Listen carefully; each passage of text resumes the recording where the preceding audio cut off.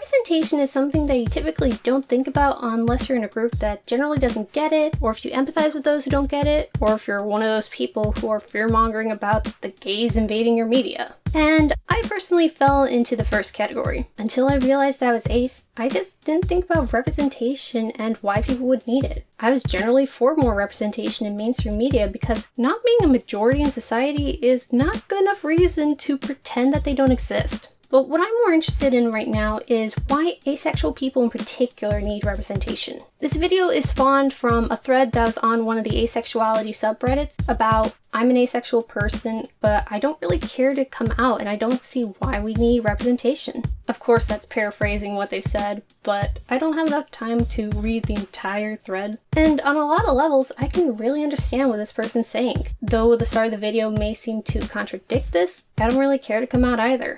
I personally feel for me, it's not that huge of a revelation, except for with any possible sexual or romantic partners. And me being asexual isn't my identity. It's something that informs who I am, but there's so much more to me than being ace. I feel it's just as much a part of me as my hair having been naturally brown. It's something that the random body generator has given me and that I just live with. And then I also don't feel the need to come out because of those awkward questions that come with being asexual in a world kind of unfamiliar with that. Questions like, are you a plant?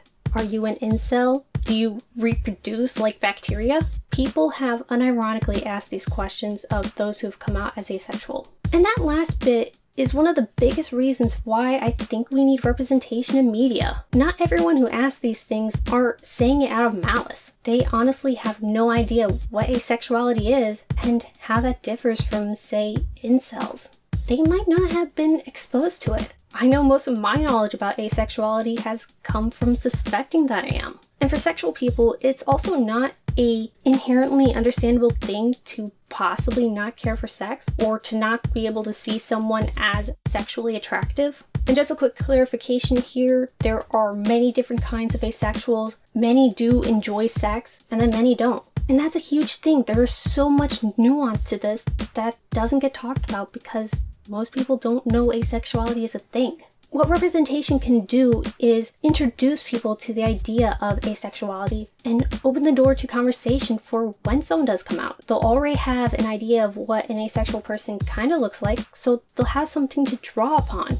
Other than, I know plants are asexual. It also normalizes the idea that sex isn't necessarily directly linked to romance. There are other relationships you can have that are romantic that might not be sexual, or even that you don't need to have sexual attraction to have sex with someone. Again, there are a lot of asexual people who love having sex, even though the one identifier for being asexual is not having sexual attraction for anyone. Something else that's super important and that representation can bring us is assuring us that we're not alone. Many of us don't know asexuals offline. It can kind of feel like we're trapped in a bubble and no one else can understand us. But then to see someone on TV, maybe not exactly like us, but still exuding traits that we have, that's really comforting, especially when you're young and trying to figure out who you are. It's super lonely to feel like you're an island amongst strangers and aliens. It also gives asexual folk someone to look up to.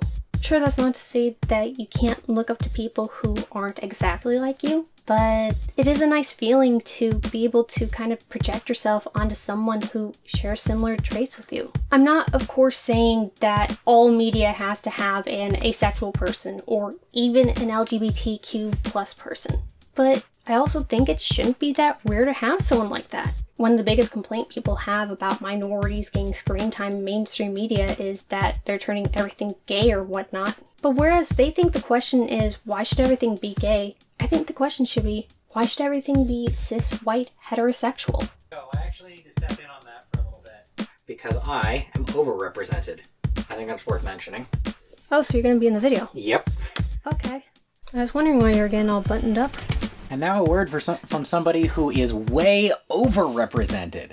Hi, I am a straight cis white guy who's kind of scruffy with brown hair, also known as the default character in every game that has customized characters. The only thing that's different about me from default, from mainstream fiction, is that I have long hair. This has been one of my most, like, would you say it's one of my more controversial opinions that there's only one white guy in all mainstream fiction? I don't think it's controversial because a lot of people have really tuned into that nowadays. Yeah, there's a late 20s, kind of scruffy, mostly athletic, short-haired, straight cis white guy, voiced by Nolan North, who is in all of the games and all of the movies and all of the shows. It's the same guy. Yep. It's the same guy everywhere. I am everywhere. And you're pretty much every man. yeah, I think I maybe don't have a default face, but I don't really look at me, despite the fact that I edit my own videos. Well, you know, my face is never in my videos because I'm not the interesting part. Yeah. And you know why I'm not the interesting part? Overexposure.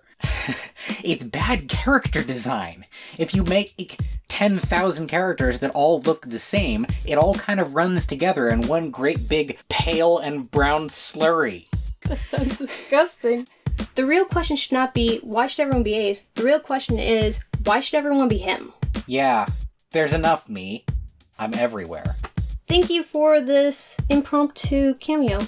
Yeah. Go to bed. Subscribe to Tarbuck Transom. I make videos that are nothing like hers. Nothing like that. But yeah, that was Tarbuck Transom. We do a podcast channel over the top of video games while playing video games while talking channel. Together, I will leave a link in the description. And we have a crap ton of episodes, so if for some reason you really like hearing my voice, there you go.